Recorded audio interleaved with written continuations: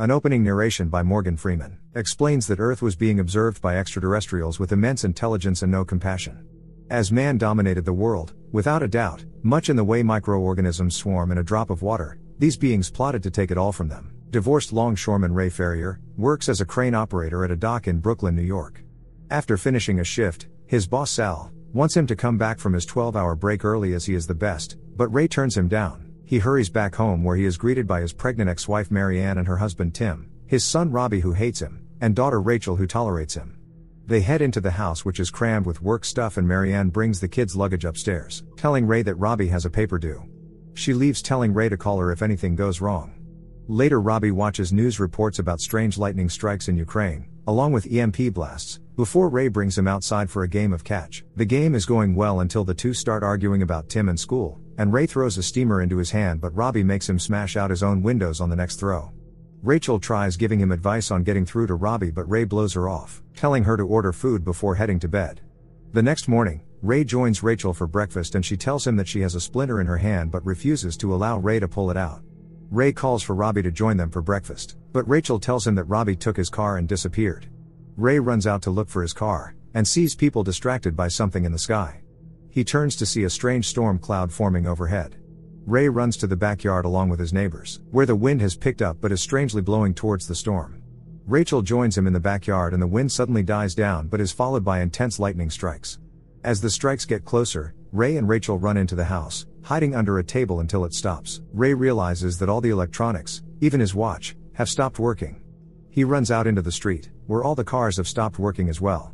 Robbie runs up to him, telling him that he counted 26 lightning strikes. Ray tells him to go keep his sister safe and never take his car again. On his way into town, he passes his friend Manny working on a van to get it started again. Everyone is headed into town where the lightning hit, forming a crowd around the spot. The ground begins to quake and the streets begin to crack, sending people running. With the cracks increasing, buildings also begin to fall apart, sending debris flying. Something heaves against the earth and Ray watches as a large mechanical arm smashes the car in front of him.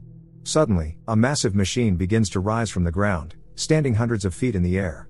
Not realizing the danger they are in, people stand around and stare at the machine, which begins to fire lasers, turning people into dust. Ray hauls ass as people turn to dust around him, running right through a woman, getting covered in her.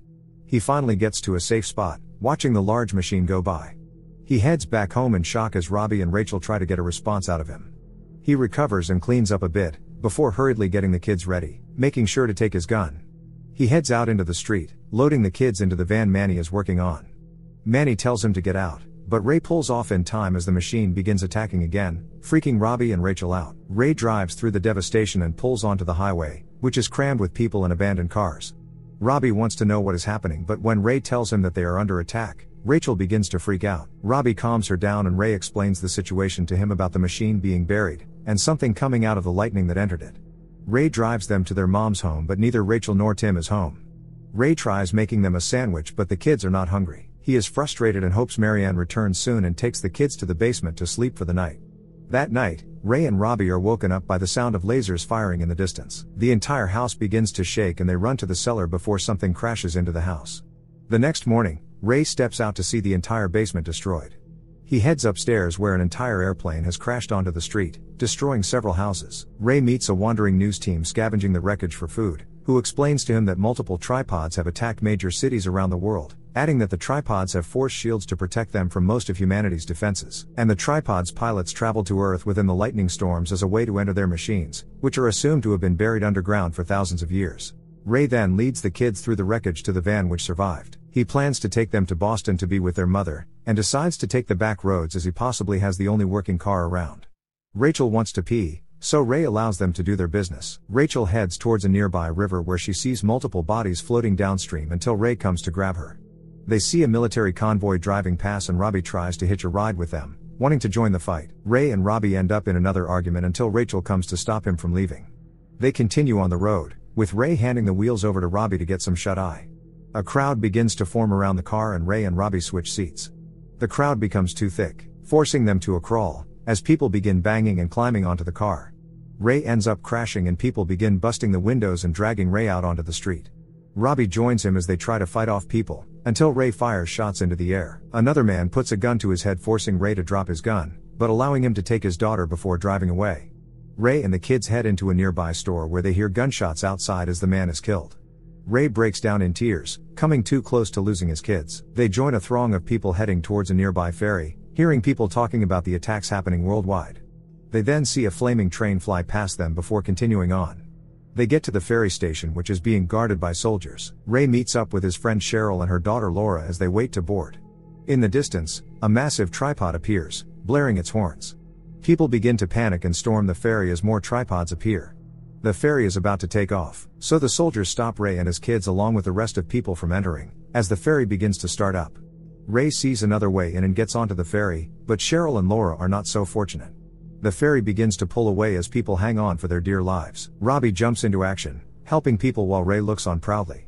At the front, the captain spots something underwater and a tripod begins to rise next to the boat, turning it over and sending Ray and the kids plunging into the water. They barely make it to safety and see the tripod abducting people from the water.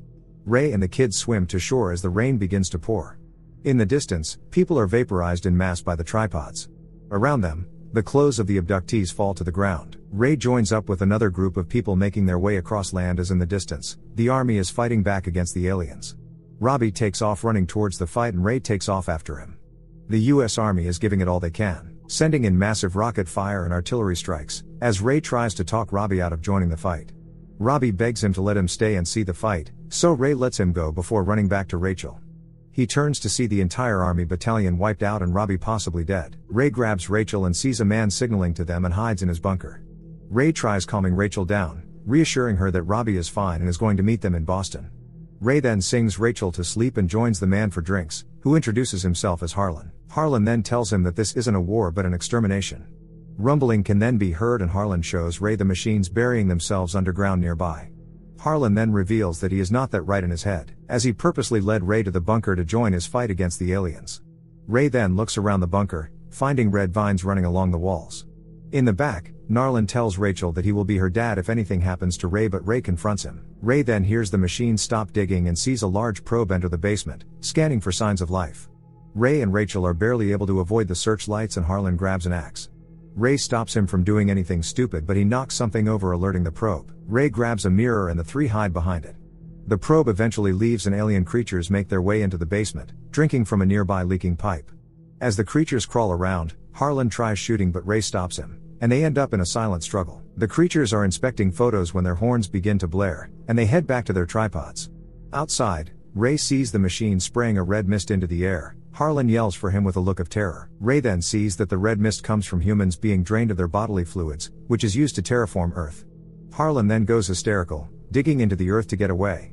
Ray tries to shut him up as he is making too much noise. Realizing that he must kill Harlan to shut him up, Ray blindfolds Rachel and tells her to sing as in the background, he shuts Harlan up for good.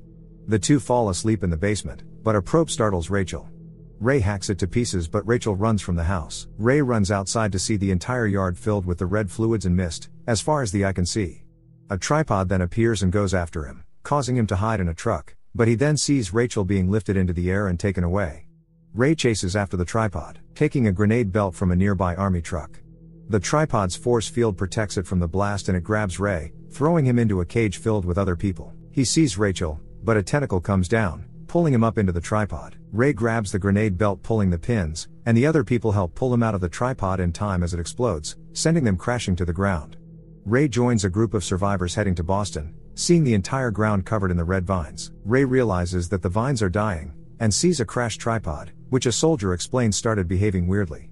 Another tripod appears in the distance and Ray realizes that the birds are landing on it, indicating that the shields are down. He points this out to a soldier who orders javelin strikes against the tripod, which they eventually take down.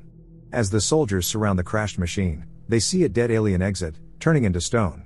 Ray, with Rachel in his arms, gets to Marianne's home in Boston. Marianne greets them at the door, and Ray sees that Robbie had survived and embraces him in tears. In closing, the narrator explains that the aliens' deaths were due to their immune systems being unable to handle the countless microbes that inhabit the Earth, which God in His wisdom placed upon the planet to protect humans, naturally coexisting with the rest of Earth's biosphere. Remember to subscribe and turn on notifications, so you can watch more movies like this. Thanks for watching.